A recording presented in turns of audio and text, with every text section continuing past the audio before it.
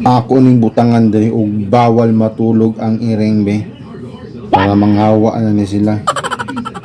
Diri man sila gatulog. Ako ning butangan og bawal matulog ang ireng. Butangan na ako mga ka-George. Bawal diri matulog ang ireng.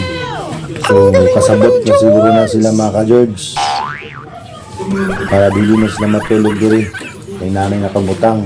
O bawal diri matulog ang ireng. Mga ka-George, atong tanawon kung nakasabot ba ang ireng sa atong signboard na gibuhat na bawal matulog diri ang ireng. Tara ka-George, let's go mga ka-George. Uy Ming, di ba bawal matulog ang ireng namin? Wa.